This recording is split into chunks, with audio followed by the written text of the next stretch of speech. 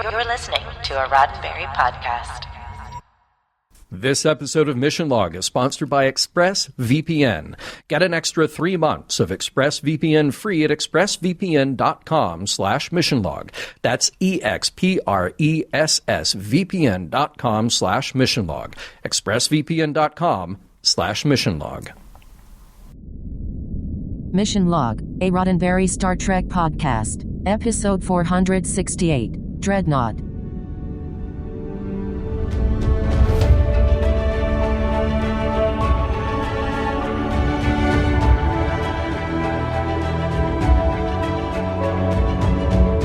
Welcome into another episode of Mission Log, a Roddenberry Star Trek podcast. I'm John Champion. And I'm Norman Lau. Each week on Mission Log, we take a look at each and every episode of Star Trek, examining them for their morals, meanings, and messages, and determining if they withstand the test of time.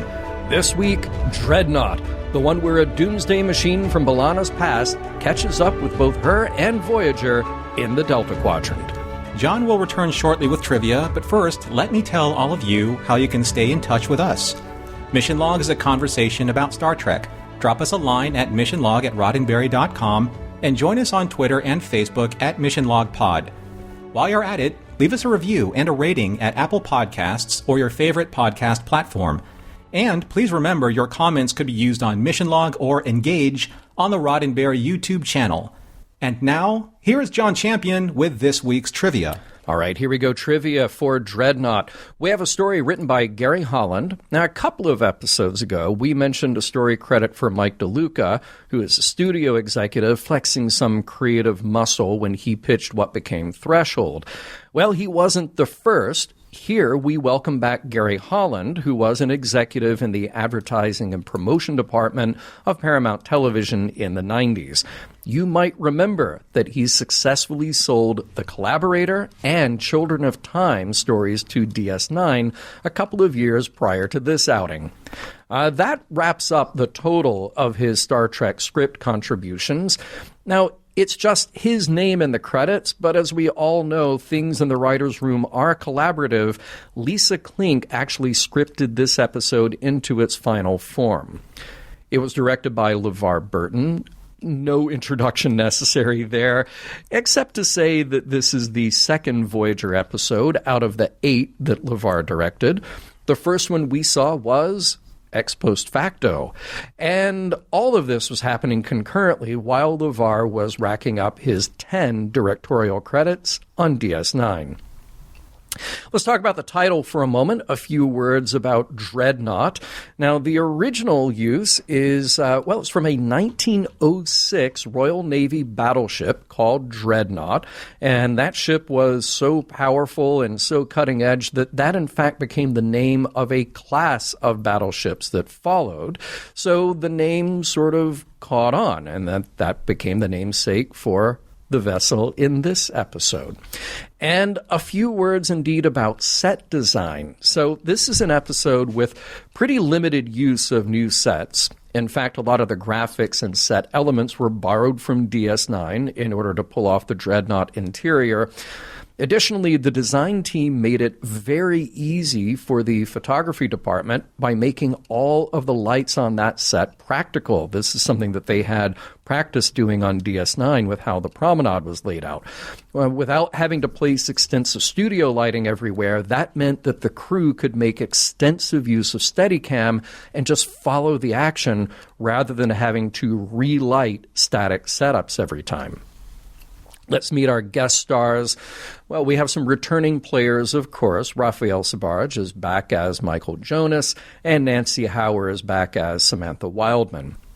We actually do have a new Kazon who is having secret calls with Jonas. That would be Lorem, played by Michael Spound. Starting in the early 80s with TV appearances, Michael soon had a recurring role on the series Hotel, and he ended up marrying his co-star from that show. He has appeared in everything from soap operas to feature films like Must Love Dogs and The Ring. By the way, he was on the Love Boat 3 times. This is the first of his 2 Star Trek appearances, and personally, I can't wait to meet the rest of Lorem's family, Ipsum and Dolar. That's a joke for all you typesetters out there. Finally, we briefly get to know the leader of an alien species on Rakosa 5. That would be Kellen, played here by Dan Kern. Dan also got his start in front of the camera in the early 80s, and he appeared as a guest star on the short-lived fantasy sci-fi series Voyagers. A few years after that, he made his first and only other Star Trek appearance in the TNG episode We'll Always Have Paris. If you don't remember, that one is not about Tom Paris. I hope you're ready to hear about B'Elanna playing a very complicated game of missile command.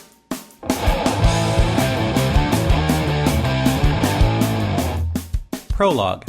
Ensign Samantha Wildman is in the infirmary for her latest prenatal exam with the doctor and Kes. Samantha confesses that she's having difficulty finding a suitable name for her baby, aside from Grestrendrek, after her Katarian husband and honoring his culture's tradition. Samantha bounces a few ideas off the doctor, who is apparently able to find fault with the origin of every name considered, except one, Benarin, a name that Kes suggests because it's her father's name. After Samantha leaves, the doctor appears slightly wounded that Kes never considered Benarin for his name. Meanwhile, on the bridge, Voyager comes across a small debris field of shattered duratanium hull fragments of what may have been a probe or a shuttlecraft, and after close analysis of the remains, Chakotay and Torres both confirm that the energy signature that destroyed the small vessel was indeed Cardassian. Janeway wonders if Seska is responsible, but B'Elanna confesses that she herself is to blame. Act 1. In the briefing room, B'Elanna is in the middle of explaining what happened to the probe as a disheveled and tardy Tom Paris briefly interrupts the proceedings. As Tom finds his seat, both B'Elanna and Chakotay explain that the probe was destroyed by a Cardassian experimental missile codenamed Dreadnought, an unstoppable doomsday machine capable of destroying a small moon. Dreadnought succeeded in every way to penetrate the Maquis defenses, but failed to detonate on impact. B'Elanna seized the opportunity to reprogram it to destroy a Cardassian fuel depot on Ashland 5. However, it was in the Badlands at the same time Voyager was whisked away by the caretaker's beam, so B'Elanna's theory is that at the same time it happened to Dreadnought. Janeway orders B'Elanna and Tom to upgrade the navigational sensors to find the missile so B'Elanna can reprogram it from the inside. As the bridge crew is dismissed, Chakotay confronts Tom regarding his lack of professionalism, to which Tom almost rises to the occasion, but pauses and returns to duty. In the engine room, a few confessions are shared between Tom and B'Elanna. She admits that she was solely responsible for launching Dreadnought's attack without Chakotay's final approval, and she still feels guilty for breaking his trust. B'Elanna coaxes Tom to admit that he's just not quite fitting in anymore, bemoaning a Lieutenant Rollins who frowned upon Tom's lack of Starfleet punctuation protocol in his most recent report. Tom asks B'Elanna, what's the point of all of this anyway, being so far away from Starfleet? But he admits that he's wrong, and about a great many things. After completing their navigational sensor upgrades, Tom and B'Elanna return to the bridge. Their work pays off and Harry makes contact with Dreadnought's warp signature. B'Elanna informs everyone that the missile is smart and knows how to throw off sensor locks.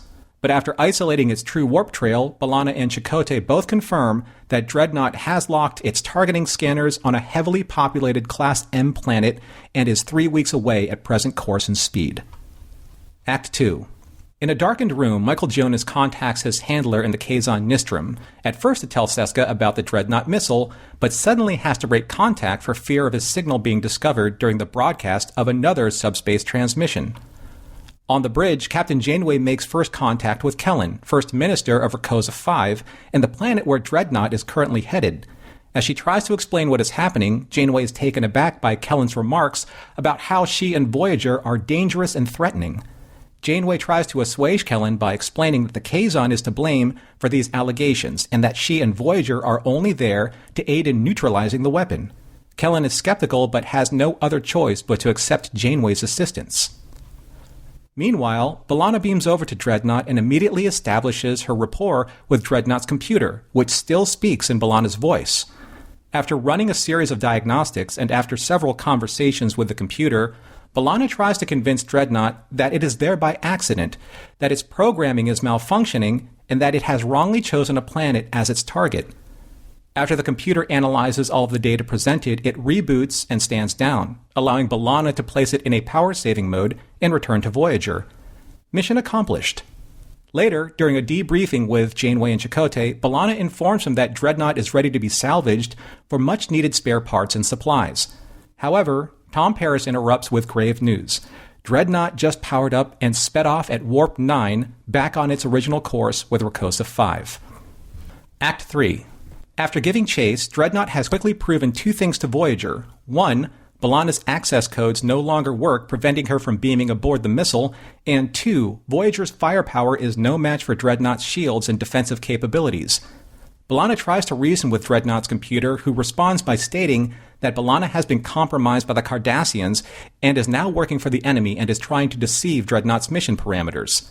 Running out of options, B'Elanna remembers the missile's Thoron shock emitter is vulnerable after firing its weapons at full power against enemy targets, and Voyager provokes Dreadnought to do just that.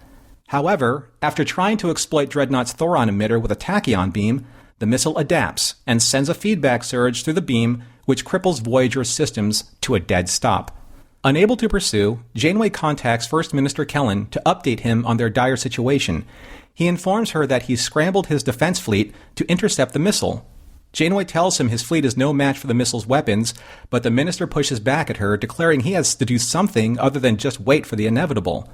Later in the transporter room, Harry tries to bolster B'Elanna's spirits. She blames herself for failing to stop Dreadnought in the past when she had the chance. However, Harry tells her that obsessing about past mistakes won't change anything and is only distracting her from what has to be done in the here and now. And with those parting words of wisdom, Harry successfully transports B'Elanna back aboard Dreadnought. However, the missile's computer is prepared for B'Elanna's intrusion and sends an electric shock through a conduit where B'Elanna was trying to gain access.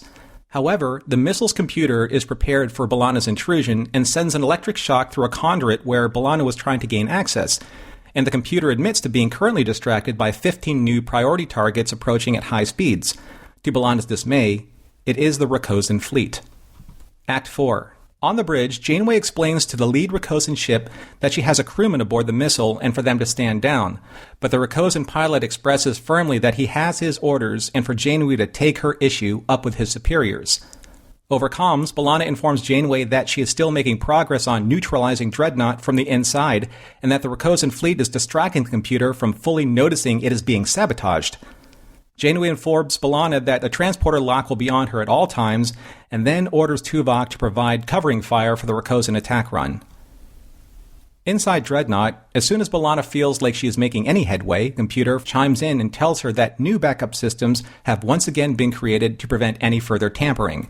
And B'Elanna, once again, initiates the verbal logic chess game with the computer in an attempt to prove once and for all that the computer's original parameters are faulty and must be reinitialized.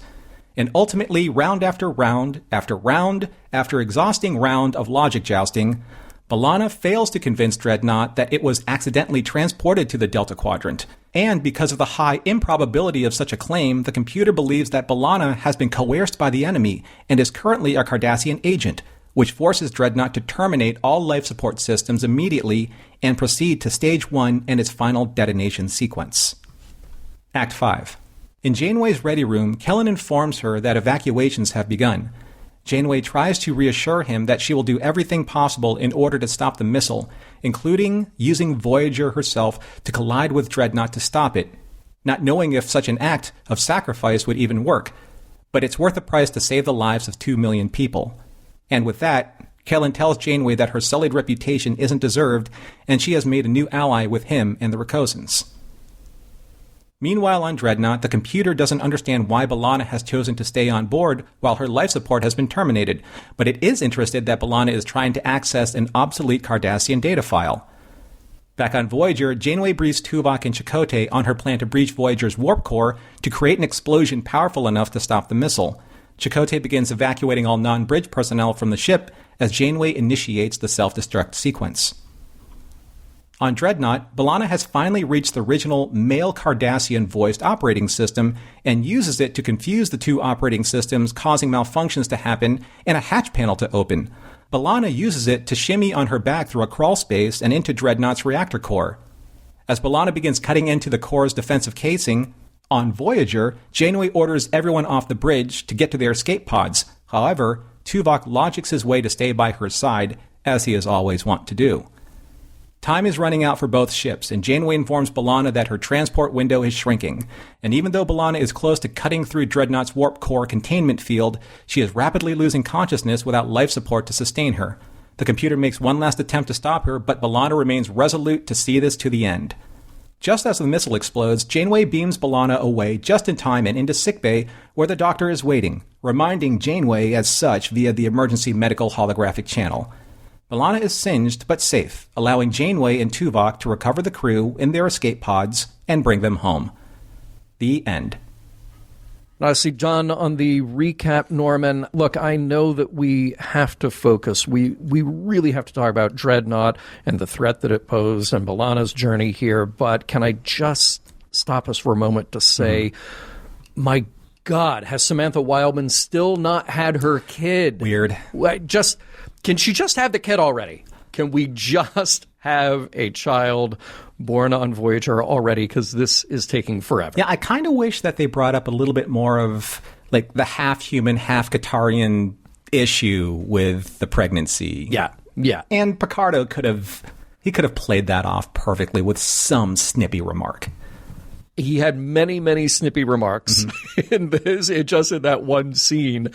But I really like the bit about picking the name because, of course, in the EMH makes it about himself. Naturally. But it was really clever and really fun. So everyone on Voyager, and let's just go all the way to the entire fandom of Star Trek. In Star Trek, you wear a uniform. All the uniforms are neat to a pin up to a certain point. And I guess that up to a certain point is your hair.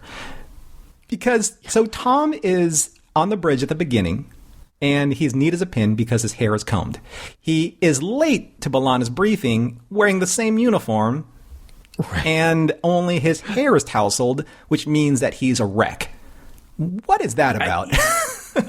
What if that's just his style that day? What if he's just like, I don't want to fix my hair today? Like, does he not have that freedom?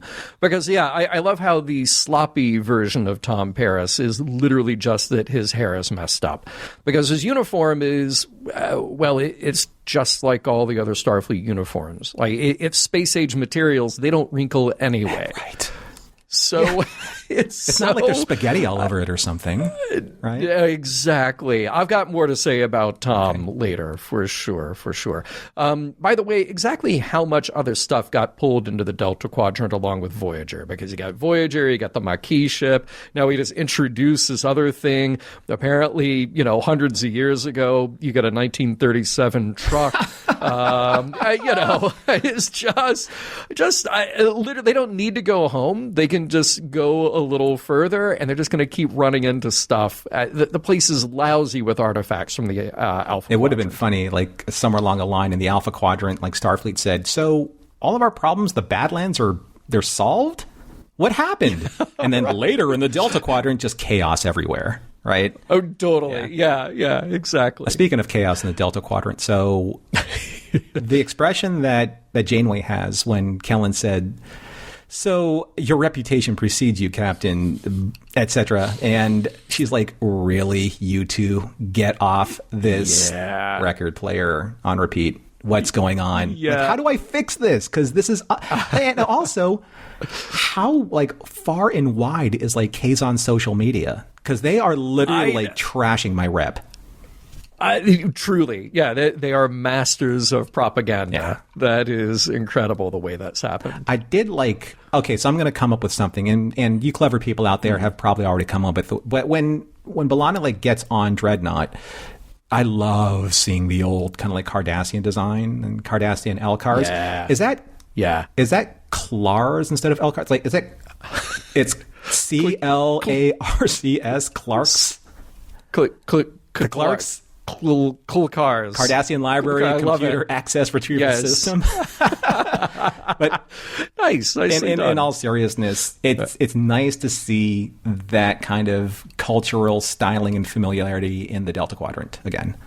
Yeah. That was very cool to see. And I like the mix of, because like the episode is a product of its time, I like the mix of, you have all of those, photostatic prints that are backlit, that look gorgeous, that lighting, colors. But I'll have a lot to say about how this is produced, But then the computer screens where they have really rudimentary animations, but they really work. They're really good. Yeah. And as a practical on that set, they just look great.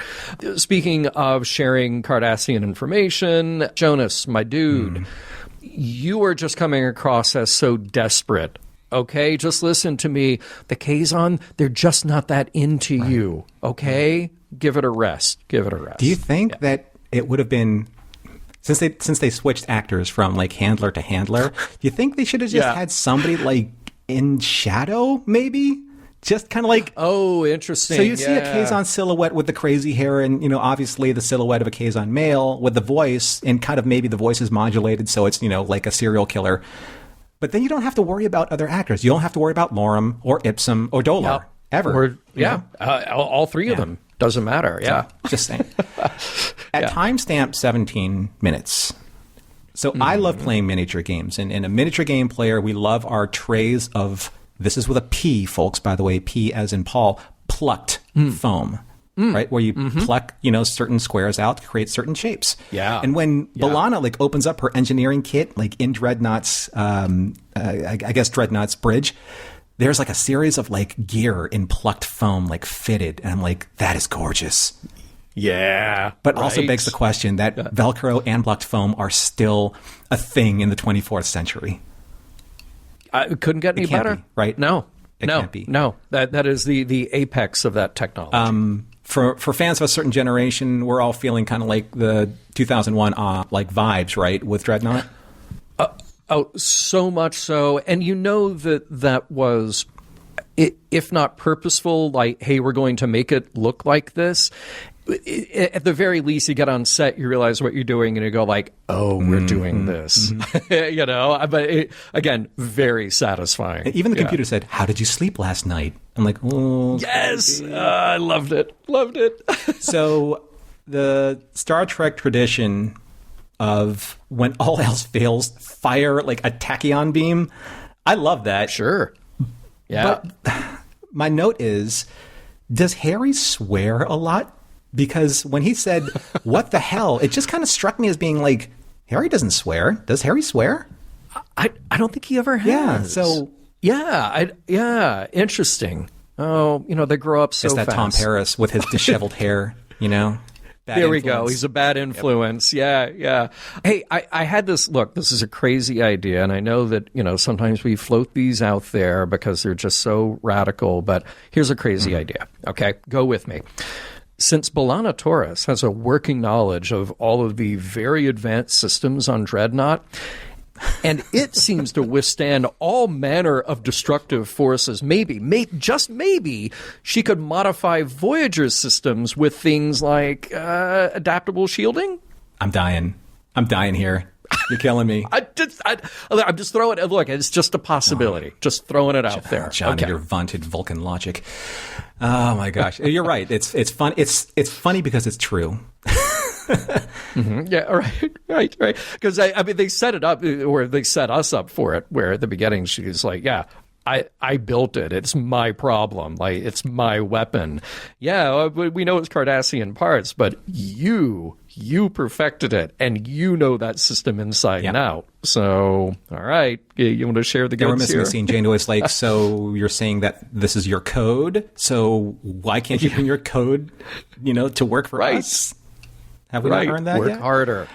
Yeah. I do and I don't know if Roxanne researched or worked with somebody on her physical acting, but her physical acting with engineering gear and looking at all the different components, lifting up pieces of equipment and plates and rods and things like that. It was all very believable. And I'm sure, and like Star Trek fans do this, like they look at these things specifically for continuity and, for consistency. And I thought that her physical acting as an engineer in the continuity of Star Trek was very good.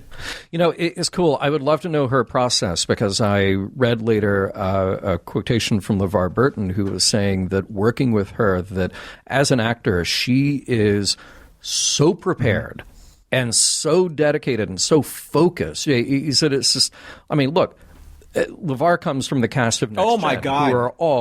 who are all great, but then he's pointing out, I know it just blew your mind, right? Yeah. But, he's worked with them, but then he points out, and specifically Roxanne Dawson is like, she takes it beyond. Like, her level of preparation is incredible. No, I just forgot, and you just reminded me with 2 words, LeVar Burton. LeVar Burton's Geordi. Why don't I remember? But it's like, now you're like an engineer is directing an engineer. Oh my God. Engineer, why didn't I put that together? There we go. Ridiculous. Mind blown. That's that sound. Yeah. I do want to say, one of the few times in Star Trek, because I know that I'm always harping on showing rather than telling.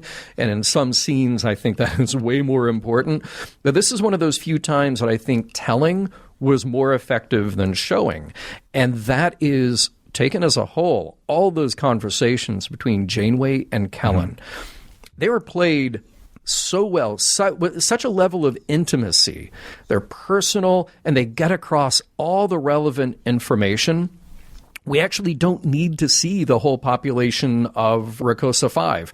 You don't need it, because just having that one person and this very heartfelt conversation did it all. So bravo to the efficiency of the writing there. So at timestamp 34 minutes, I like it when actors just bring us a little extra. And this is where B'Elanna's like looking at an LCARS display or a Kolkar's display. Kolkar. Display. And it's the point of view of the display looking at her, and she's straining her eyes where her eyes are actually twitching. Now, I don't know if that's just, coincidental with Roxanne. I know that she wears glasses a lot. At least she does when she's directing, or if she had eye strain that day, or she is exhausted, or all of the above. But it's just those little things where she's like scanning like for the most, like the smallest needle in the largest haystack for that one program. And her eyes are literally like straining underneath the pressure of that. And I thought that was really marvelous as a bit of acting. That's a good point. Yeah. Yeah. Again, physical acting, and it's so real when it's done like that. Yeah, you're mentioning the Kolkars. I so appreciate the old school effects of the Dreadnought attacks on those Rakosan fighters. Because, again, it's one of those things where you can just sort of give the audience just enough information and you fill in the blanks. What we see on screen is very quick, it's very simple, and when you cut back to the computer display, it's almost a very 1978 Battlestar Galactica throwback, where you just see the dots disappear off the tactical display. Yep. I thought that was so cool. Yeah. Really works. You can fill in the blanks. Most people, they decide to do that, and some people like seeing like everything spelled out, but I do like the kind of like the ambiguity where you fill in the blanks with your own imagination, and I think it's more effective that way. I loved like the Cardassian set, in the bridge area of Dreadnought, but I really loved kind of like the Cardassian version of the Jeffries tube towards the end. Yeah. I am just a fan of that aesthetic. I'm not a fan of the Cardassians per se, but I just really like those copper tones, kind of like that more industrial type of design, and just kind of linking the Alpha Quadrant Cardassians, kind of like with this Delta Quadrant space. Yeah. I mean, look, just so people listening don't think that all we do is bag on DS9. I've said over and over again, the DS9 has so many great strengths. And one of those strengths was redeveloping kind of the design language of Star Trek and the design language around an alien culture. And that Cardassian style really sticks. It's really distinctive and just inspired the way they bring it here, but also physically made that set work. Because all the stuff they learned from making that physical set work over on the promenade, bring it here, and it just frees up the creativity. It's great. What also reminds me of? It reminds me of the menus that were authored for the DVD sets of Deep Space Nine, because they're done in that style. Of course. Yes, absolutely. Yeah. So I have a small quote to bring up, and I just want to make people think. This is just kind of like priming you for the discussion part, which we're going to get to soon. So Dreadnought says, this vessel is programmed to respond with all necessary force to prevent any disruption to its mission. So why is B'Elanna still alive? Like, why didn't she just get, like, gassed, or electrocuted or something? Because the longer Dreadnought keeps her alive, the more that B'Elanna can do something to stop Dreadnought. So in the programming, why didn't that happen? Yeah, I mean, the best it can do is cut off life support, but even then that takes time. So that's a good question. That's a very good question. I wonder if just the recognition there is maybe a little too much for Dreadnought's circuits to handle. I don't know. I got to say, we've had our share of dramatic self-destruct moments, almost self-destruct moments. And, by the way, Lon Suter, again, confined to quarters. He's just hanging out, and then all of a sudden, well, we're going to self-destruct. Maybe or maybe not. Somebody gets him to an escape pod. Not sure. But that's a great question. Right. But I really liked how this episode kind of flips the script on how we handle certain scenes like that. As you get closer to the end, camera's shaking, it's much more dramatic. But in those early moments, deciding to self-destruct, just like those moments of conversation with Kellen, they're played quietly, they're played subtly, and I think that can be just as effective driving home the drama. And speaking of like that entire sequence, so Tuvok requests to stay with the captain, uses logic kind of like as almost like an olive branch, like, captain. It's logical that you have someone second in command unless, you get incapacitated, that you won't be able to, finish self-destructing the ship. And I like that there wasn't really more said about that. It was just they look at each other and they're like, are we overmeld? Like, yeah, we're overmeld? Hey, look, I'm not saying it's just a purely logical decision, but if he knew that they might make it out alive, Tuvok knows who makes the recommendations for a promotion. Never mind a morale officer. It's starting to sound like Janeway needs to promote somebody to public relations officer. We'll get right back to Dreadnought after a word from this week's sponsor. John, I don't know if you know this, but did you know that using the internet without ExpressVPN is like walking your dog in public without securing your dog on a leash? I wouldn't do that. No. It's dangerous. You never know what's going to happen. It's kind of like, well, most of the time you think, yeah, this is probably going to be fine. But what if your dog, like one day, like runs away or, gets dog napped or attacks somebody? No, heartbroken. Right? Yeah. So that. You don't want these things to happen. And it's better to be careful, especially when it's just as simple as using ExpressVPN. See, that's the key. It is so simple. ExpressVPN is incredibly simple. Now, look, every time you connect to an unencrypted network in public somewhere, you're in a cafe, coffee shop, hotel, airport, whatever, your online data is not secure. In fact, any hacker on the same network can gain access and steal your personal data. And, it would take a hacker with a supercomputer over 1 billion years to get past ExpressVPN's encryption. That's what you want, because ExpressVPN creates this secure, encrypted tunnel between your device and the internet so that these hackers can't get to you. That's what I want. I want it to take them 1 billion years to be able to hack what I'm doing online. That seems like a nice, comfortable frame for me. Now, ExpressVPN works on all of your devices, a phone, a laptop, tablet, even on your smart TV. And like we were saying before, it is so easy to use. You literally just open the app, click one button that says connect, and you're connected, and all of your data is protected. So I use it on all of my devices. I use it on my phone, especially because I find myself out and about having to do something sensitive, like maybe log into a bank app, something like that. And I don't want to do that on an unprotected network. And so it's just as easy as putting a collar on your dog just to make sure your dog is safe and free from harm. So you can get an extra 3 months of ExpressVPN for free at expressvpn.com/missionlog. That's expressvpn.com/missionlog. expressvpn.com/missionlog. All right, Norman, I realize that this is, of course, a heavy B'Elanna episode, but we got to get back to Tom here for a minute. What are we doing with Tom? Because it seems strange. Look, for all the fun that we can make of an episode like Threshold, that episode is a big growth moment for Tom Paris. And we've seen all these little growth moments for Tom Paris over time. So it seems a little out of left field that the writers have just kind of decided at some point that they need to rough up his edges a bit. But it's another thing when that kind of feels like it starts without reason and feels poorly conceived, especially because we just came out of something a bit heavier with him.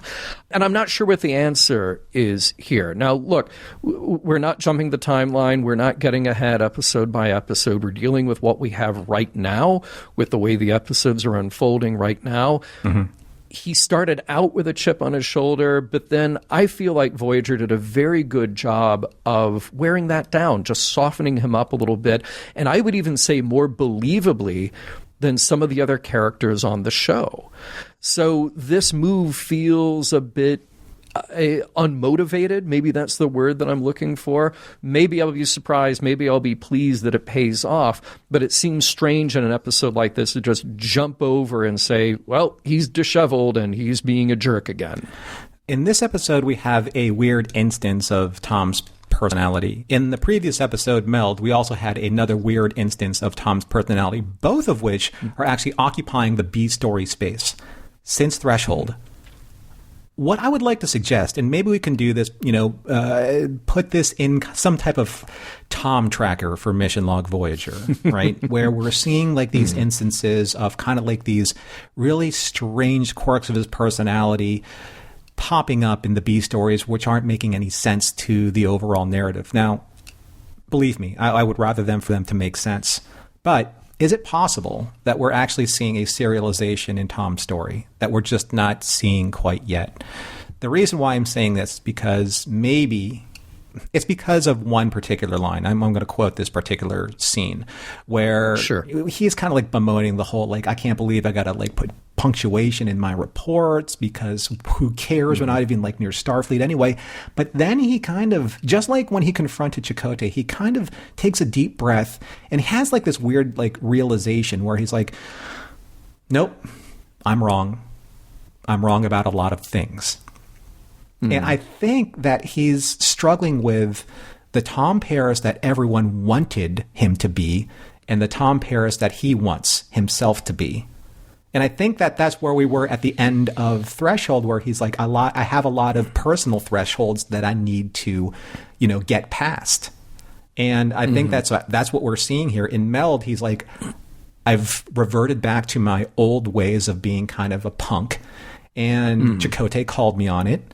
And now I did something where I am also being called out on the carpet by Chakotay, but I'm not giving him the Chakotay hard time like I did in Meld, where he's like, someone's got to write the reports, right? He didn't mouth off. Right. And he admitted admitted to B'Elanna that there's something that he's wrestling with that we just can't see. And I think he's starting to shed the Tom that's expected versus the Tom that is. I get it that it's not without reason, that it's not without motivation. I think it's, and maybe honestly, this is a discussion saved for the next segment and for episodes yet to come. It feels like this is a very clunky way to get this back into the episodes, to get this personal struggle in there, because we started out on one path, and look, characters have to have arcs, characters have to have flaws, characters have to be relatable, all of this stuff I get. It feels immature even for Tom Paris, especially because, like I said, we're a season and a half into the show, And he has been built up. He has matured in many ways. And you and I have pointed out the episodes where you go, wow, okay, they really nailed it. They really let him grow. They really let him be the hero and earn the moment. And now it just seems like he woke up on the wrong side of the bed. And that's not good enough for me. Yeah. You know? So I'm curious to see where we go with this. I think it is playing out in an extraordinarily clunky way right now that's distracting from the rest of the stories. Maybe if something had been hinted at earlier where instead of just him firing back at somebody, there are moments that we see of this development in his character. Yeah, all I can hope for is, again, we'll see this maybe kind of ironed out a little bit more in future episodes, but as of right now, I think they're trying something. It's just not. It's just not probably being presented in the way that they're trying to translate it to screen. So, and another thing that I want to bring up I think it's being attempted, but I'm not sure if it's being translated to screen that well. It's kind of like this repetition of the reputation for Janeway and Voyager that precedes them in the Delta Quadrant, because again.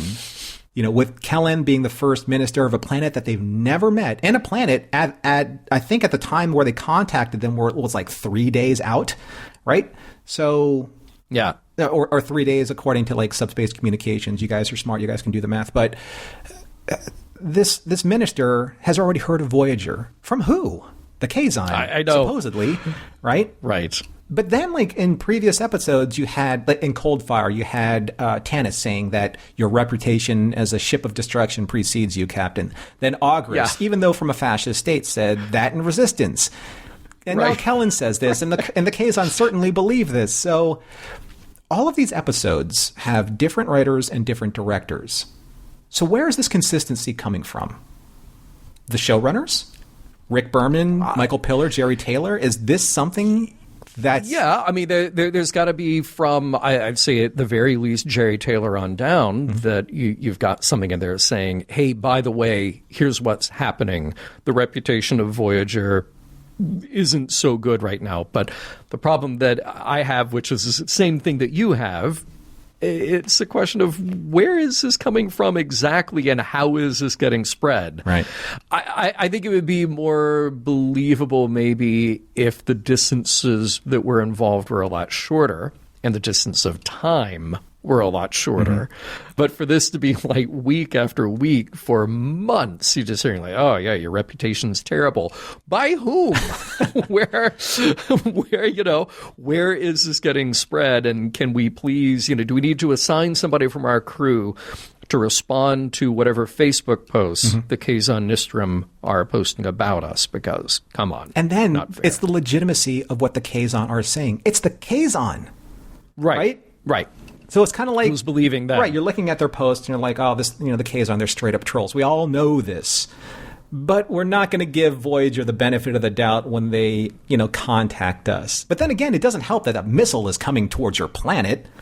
Right. So, and it's kind of like our fault in a way, but it's not, but it is, but it isn't. So, well, I think, though, that is the beauty of those scenes. And I would have appreciated scenes like that in other episodes where Voyager's poor reputation precedes them, is that you just have two people talking. Say like, hey, no, that isn't us. We can sort out this misunderstanding. And that's something really satisfying to see here, is just these two people talking and Janeway making it very clear, like, look, we will put our own lives on the line to protect you. We wouldn't be contacting you if we were trying to hurt you. But this is what we're willing to do. I thought all of this played out beautifully, and you just kind of hope like, oh, okay, well, now if the Rakosans are living to see another day, maybe they can get ahead of this bad messaging that's going out ahead of Voyager. I want to talk a little bit about the psychology of Dreadnought, which, okay, look, it's a computer. But it's a computer that has been programmed with all of these very interesting logical loops by B'Elanna Torres. Right. I mean, part of the underpinning was already there with the Cardassian programming, but B'Elanna came in at some point and changed it, And I love this line that Janeway says to Dreadnought earlier on the comms system. is there any way that we can prove to you that this isn't a deception? That is such a great line. Yeah. And I love it. I love that one line of dialogue because it speaks to the universal problem of trying to talk someone out of a closely held belief. And it's nearly impossible because, true, you can't prove a negative. Right. You can't prove that this isn't a thing, right? And at the same time, the right answer to what would prove something one way or another to you is evidence. Okay, so the computer, what would it take to prove? I need evidence to support that claim, right? So just think of it this way. This is getting deep into the weeds here about what's going on in Dreadnought's mind of ones and zeros.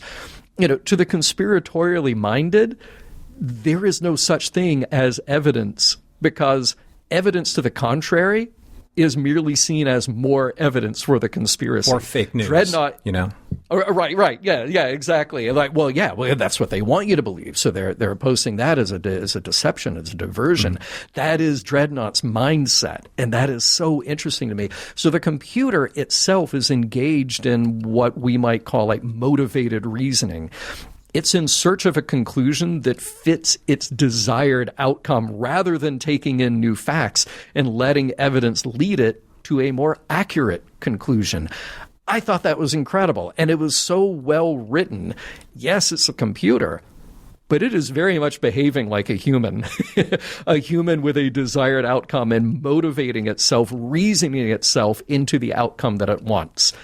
I thought that was great. It's also interesting that you're right. There was an answer that the computer had in its logic, and it just kind of repurposed all of the information to still fit that same answer, no matter how many different ways that they're looking at kind of misinterpreting or reinterpreting said information, because it was either B'Elanna is B'Elanna and is my programmer, or is a Cardassian spy. And once it turned B'Elanna into a Cardassian agent or compromised, anything that B'Elanna said, whether truthful or not, or whether with incontrovertible proof, the computer would find a way to reverse the logic and find flaws in that to go back to you're a Cardassian agent.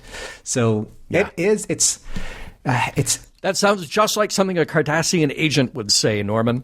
But I'm not a Cardassian agent. Oh, aren't you? That's what a Cardassian agent would say. Yeah. If only you could believe what I'm telling you, John, as being true. But it is. And also trying to it was a really interesting, almost on a way that you're flow charting logic for a logic board or for a computer, trying to find a way to kind of go through the if yes, then go to this step. If no, then go to this step. And then from no, if yes, go to this step, or if no, go to this step, proceed to next step. That's how that entire scene was getting played out. It's like an engineer trying to solve her own logic that's working against her because she created the logic that she can't solve. Right. Yeah. Right. It's absolutely amazing. Okay, so I didn't really want to. I don't know how to frame this without making it sound that I'm not on either the side of Starfleet or the side of Voyager or the side of Janeway, because it's my favorite kind of conversation. But okay, so you have the missile. You have Dreadnought there, and it's just sheer luck that Voyager came upon Dreadnought. They found that probe that was destroyed. They were able to identify the energy signature. B'Elanna feels responsible because she turned Dreadnought into this doomsday machine, right? Yeah. But it doesn't mean that they're responsible for saving a planet and putting their own lives at risk. Because... how so? All right. Because... What if, these are what if questions. What if that missile was caught in the caretaker's beam and Voyager wasn't? They wouldn't have been able to stop it, nor would they have the responsibility of stopping it. It's not, they didn't fire the missile. So it's not upon Janeway to put everyone at risk to stop the missile. They can do everything they can up to a point, but she's, again, speaking for the lives of everybody on that ship, that she's going to explode the ship and kill everyone on board to save people who she didn't put in harm's way. They didn't do that. Now, I know that they're there to save lives, and I know that they're to uphold the Starfleet protocol of saving innocent lives. But what about the innocent lives on the ship? Yeah, there are innocent lives on that ship. But the innocent lives on that ship have also put themselves into a situation where they know that there are inherent risks. They know that there are risks involved with them being there. What about the Maquis? Well, see, it's not most their choice. Most of them came from Starfleet. No, but yeah, it's not their choice specifically. It's just an interesting moral issue to wrestle with. It's your trolley problem, John. Right? You know, it is. Yeah, and I guess it's this interesting question of, even if you didn't cause something to be the case, can you still be responsible for its outcome? Yes. I mean, that's what I'm trying to say. Yeah. Yeah. And I think that, like, it's very hard to argue with Janeway's position here, and especially because she does try to save her crew. Look, they're all going to evacuate. She's the one who's saying, look, all those people might end up on Rakosa 5 and live a very happy life. May not be as good as a planet with the 37s, but if they tried hard, they could get back there if they wanted to. Just saying. They should have stayed. But it looks at that point like Janeway herself is taking responsibility, maybe in place of B'Elanna. You know, B'Elanna has shot her shot. She has tried as much as she can. And at that point, it looks like she's failing. So Janeway is stepping in to take the responsibility that B'Elanna couldn't. But in the meantime, saving her crew, theoretically saving her crew. But they're saving her crew and making good on the promise that she made to them. See, that's kind of like where I'm getting at. Yeah, right? Like, Sure, you're not going to sacrifice the crew in lieu of stopping the missile, but you're also not getting them home. Mm-hmm. So what I'm trying to get at is, and I know people out there, please don't be outraged. I'm trying to look at both sides of the equation. That's what we do here on Mission Log. And what I'm looking at is that the missile was there because of the caretaker. It wasn't there because Voyager fired that missile from some place and is responsible because a planet was in the path of shooting that missile to stop something else evil from happening. And that planet just got in the way of, for whatever reason, like the tracking system went wrong, and then B'Elanna feels responsible and Janeway feels responsible because she ordered the firing of the missile. None of that happened. The missile was just there, and they accidentally came upon it. But now Janeway feels like she has the right to terminate the journey of the ship and stop those people from getting home. All of this hope that they've built into getting home is now gone. So I just I just wrestle with her choice there, you know, from a moral point of view, because I see in one hand that she is doing what is right, but she's not doing what is right for the people that she's promised certain things to. Yeah, you know who didn't wrestle with that choice is Kellen. Get back to him.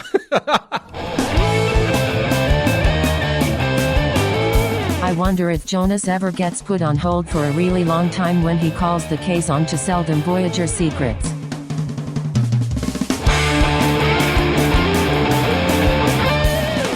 Well, here we are, John, at the end of Dreadnought.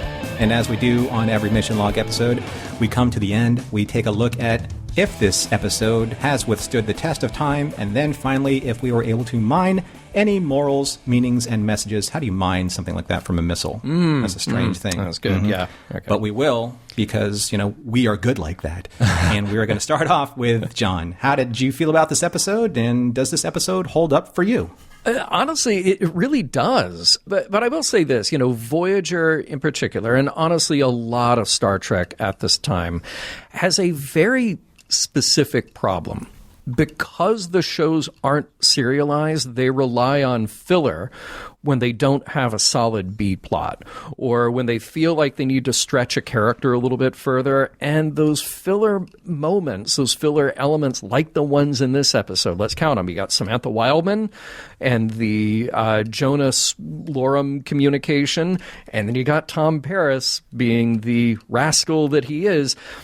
They feel really out of place, and they don't really drive the plot forward. They just sort of are. They just sort of exist, and they feel disjointed because moments like that aren't planned with this long arc in mind that we're used to with more serialized storytelling. And I understand that from the writer's point of view in 1995, that these are attempts to draw out longer plot threads, or at least character threads that will carry us forward. But I just feel like there's not much investment in them. So it's an odd choice. It's like simultaneously there's too much and too little. There's almost too much where you can tell that the background thinking is, we need to mix it up. We need to add this character. We need to challenge our characters here with this. But then it's also too little because it's literally just a couple of minutes of screen time that get thrown into an episode. So it's very odd. And moments like that hurt an episode like this for me. But that said, once you focus on the story here, it's very solid. It really is. It really does just focus on solving the technical problem, but it does harken back to earlier Star Trek and some very familiar themes. I mean, it's the Doomsday Machine and it's the ultimate computer. Hell, if we're being that referential, it's also Prototype, which we just did however many episodes ago. But that's okay. I actually felt like in this version it had a fresh approach, and I thought that there were solid scenes with B'Elanna and, again, some just great moments with Janeway and her communication with Kellen. But maybe I'll get into this in the morals, meanings, messages.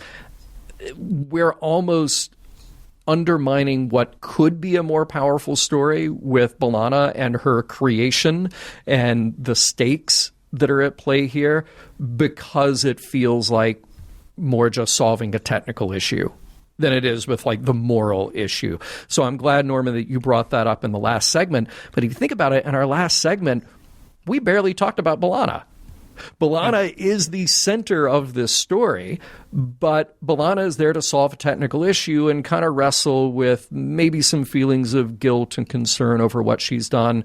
But the other characters are going through their own things. So, look, even if we're not breaking new ground here, I feel like maybe that's the worst thing that can be said about it.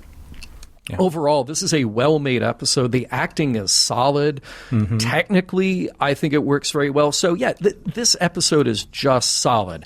It's rock solid, and it works. Maybe in a few months, mentally I'll skip over the parts of it that didn't work for me. What about you, Norman? Yeah, I'm glad that you made a point of we didn't really focus on any like real serious discussion points with B'Elanna because most of her scenes, with Dreadnought are just, again, logic problem solving where you could literally like take like parts of, you can even condense like parts of my recap into, B'Elanna text to tech and fails, because that's essentially what's happening like for large chunks of scenery. And I'm with you, like, in your assessment. Like, I think that it's mostly yes on does this episode hold up, just because it's a very serviceable episode. And it doesn't mean that it's wrong. It doesn't mean that it's has any, like, problematic issues with it. Serviceable is very strong. You can have fantastic serviceable meals, like a really, really good pizza. It's not, it's not award-winning pizza, but it's also not the worst pizza ever, of which I'm not even really sure if there is any. But you can make the argument, like, it's like maybe the Doomsday Machine a little bit, like you mentioned, or if you want to go further back, there's that line of dialogue that Torres had with the computer where she says, remember how we used to play hypothetical games? Let's play one now. Kind of like Star Trek meets War Games. War Games, sure. Right? Yeah. If you don't know that, it's 1983. It stars Matthew Broderick and Ali Sheedy. And watch that. And going further back, I mean, I'm so glad you mentioned the 2001 stuff. Because, again, it's not about the computer losing its mind the way that 2001 is in those sequences. But just visually, tonally, we get a little taste of that. Yeah. Yeah, and it's a solid story. It's just again, it's a very workhorse episode. It's really well acted. I think that's actually where the strength of this episode really is. It's really well acted. The production value is incredible. Yep. I've made mention several times throughout the course of this episode that I really do love kind of like that Cardassian aesthetic that they're bringing in. It's very industrial, but also kind of like very logical in the way that it's laid out and designed. But Roxanne really does kill it in this episode, not only just as B'Elanna, but as the computer voice as well. So I'm wondering if, when she was given the script, first of all, if you're an actor, you're like, wow, 75% of this script is me, right? Yeah. Either B'Elanna or the computer. So I'm wondering, like, when she prepared for this role, was she like playing the computer voice in her head to bring out and coax B'Elanna's responses and vice versa to bring out the computer's responses, and the way that those performances like came into being for this episode. Yeah. The Tom storyline, I think I'm giving it the benefit of the doubt. It could turn into something a little bit more important. We don't know because we're not jumping the timeline. So here's one thing, though, and I'm going to put on my small writer's cap here. I felt that the biggest problem with this episode is the actual toothlessness of the computer when it came to B'Elanna herself. Yeah. Right? Because if this Dreadnought's supposed to be this unstoppable killing machine of a missile, then as soon as B'Elanna betrays it, it would have killed B'Elanna instantly in favor of its programming. Now, I think it would have been interesting where B'Elanna had some type of OCP programming, like RoboCop, where the missile couldn't kill its own programmer.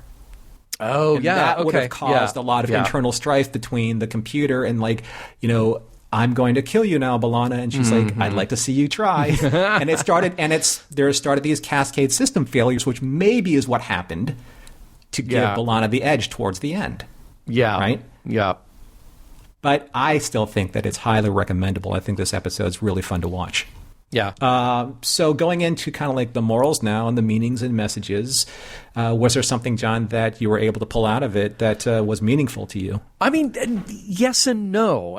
Just like this is an episode that has a lot of B'Elanna in it, again, we didn't really talk about B'Elanna.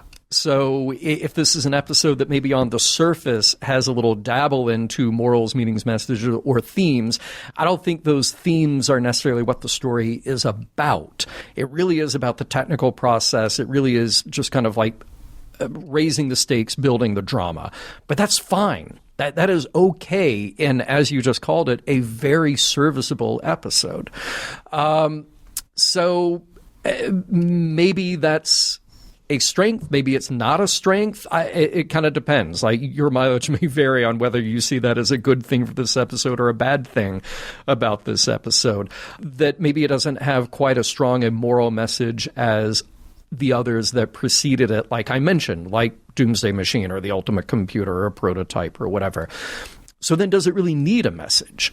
I will say that, again, the things that stood out to me, it is very refreshing to see Janeway and an alien talk through their problems and misunderstandings rather than shooting first. That's cool. And it's refreshing to see those aliens engage in a conversation instead of just believing the Kazon propaganda right away. Like those were just lovely scenes and played for the heart that is inherent in them. So, when it comes to B'Elanna's story, I don't know that there's something as profound or personal here as there was with Prototype. And if we're comparing it to those technology run amok stories like the Doomsday Machine or the Ultimate Computer, I do think that those gave us a little more threat and a little more room to contemplate things like the arms race or dangers of technology more so than this episode. This episode just felt much more isolated, where those other episodes that I mentioned, they feel a little more universal. So I can't really say that is what this episode is about. It is B'Elanna outsmarting a computer, which cleverly, in essence, is her outsmarting herself because she built the safety protocols. So that's kind of cool. If there's some growth there for B'Elanna, that was clever. It was entertaining. But is there a message in that is something you can take home? Maybe not necessarily. I love the choice, though, to have B'Elanna's voice as the voice of the computer because it Very drives... smart. Yeah. And it drives home that this is a problem of her own creation. And it drives home this idea that our actions have repercussions. So that making the personal even more personal, that was clever. And also there's this great line that she has where she says early on, I was so sure I had anticipated everything that could go wrong. Like famous last words, right? It's not quite, sheer effing hubris, but it is an easily understood thing because we can sort of apply that logic to ourselves and think like, oh boy, I've done everything possible for the best possible outcome. And then things blow up in our face. And it's very easy to point those things out with others when you see the mistakes that others make. So that's a very relatable thing, whether it's personally or sort of looking out into the bigger issues of the world, because, you can't anticipate everything that could go wrong. You simply can't. All you can do is try to make the best models and the best predictions you can based on the best evidence that you've got. And then we see an evidence-denying computer here that lets everything run amok. So a great deal of fun, maybe some cool ideas, but not a heavy, you see Timmy moment, unless you caught one, Norman. Well, I'm glad that you brought up, you can't anticipate everything, because that goes back to, what I was saying about Janeway and her responsibility about stopping the missile. Because nowhere, I think, in B'Elanna's projections did she say, and I'm also going to plan for this missile to be whisked away by a coherent Tetryon beam and flung 75,000 light years into the Delta Quadrant so that it can begin its programming and find an innocent moon. I may or may not predict that, but I didn't put that in the computer's programming. Of course she couldn't. And you can't, again, and that's the most, the wildest prediction ever. If she did that, she might as well, enter the Delta Quadrant Powerball and, win millions of credits. Right? I think the only thing that I was looking at the very end was kind of like this strange fortune cookie wisdom. I started plugging in certain ideas into Google, and basically I came up with exactly what I was looking for, which is a meme. It's on those inspirational posters, and I'll give credit to all of those inspirational posters because they're kind of the same. The past cannot be changed, forgotten, edited, or erased. It can only be accepted. Your past doesn't define you, but it can come back to haunt you. There are a bunch of different kind of anonymous, again, inspirational posters, or maybe this one's just more of kind of a fortune or foretelling. There's this really nice scene between B'Elanna and Harry, and I love their scenes together. First of all, because she keeps calling him Starfleet, which I think is very endearing. Yep. But she's beating herself up about not having stopped Dreadnought when she had the chance. And Harry says, I bet it doesn't spend much time worrying about what it could have done differently. There is an obsession that B'Elanna has with her relationships with her machinery. Prototype being one. She's obsessed about not being able to stop that robot. And then here, I did that for you, John. Yeah, thank you. I appreciate it. She's obsessing about a problem that, in a way, she's responsible for, but she's not responsible for it here in the Delta Quadrant. It's not her responsibility that it ended up there. So, you can't outrun your past. You can't obsess over it and hope that something changed. But here's the strange thing that I've seen in the last course of the few episodes with certain character developments. Tom can't outrun his past, but he's trying to in the Delta Quadrant. He can't outrun the way that he was raised. And we're seeing that kind of manifest itself now. Even Harry, when he was transported back to a different time, he can't outrun kind of his own sense of honor, even though that honor is not allowing him to grow or choose better destinies for himself. So that's just the way he was raised, and he can't kind of get off the way that he was programmed. Is not a word, no, that's a good word. I think not it fits. Necessarily untrue, and the same thing with Tom. Even the way that Janeway kind of conducts herself, she can't outrun her Starfleet training, even though that Chakotay is trying to help her see things more organically and differently. So all of these characters have this really interesting dynamic now where the Delta Quadrant is challenging them to become different versions of themselves.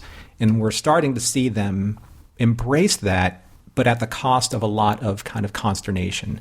So maybe that's a central theme or a moral message that I'm seeing, not just in this episode, but in episodes that have led up to this one as well.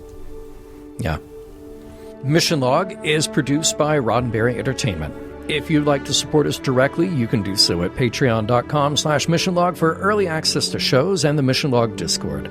Our website is missionlogpodcast.com, and for more Star Trek news and discussion, visit trekmovie.com. On the next Mission Log, Death Wish. Some of the music for Mission Log provided by Warp 11, online at warp11.com. Special thanks to consulting producers, Adam Brusky, Matt Esposito, Homer Frizzell, John Mann, Mike Richards, and Mike Schabel. Thank you for calling. Your Federation secrets are very important to us. The next Kazon representative will be with you shortly, but first, please enjoy this 12-minute flute solo.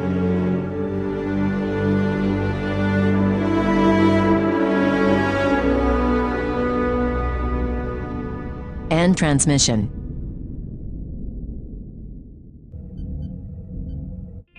This is a Roddenberry podcast. For more great podcasts, visit podcast.roddenberry.com.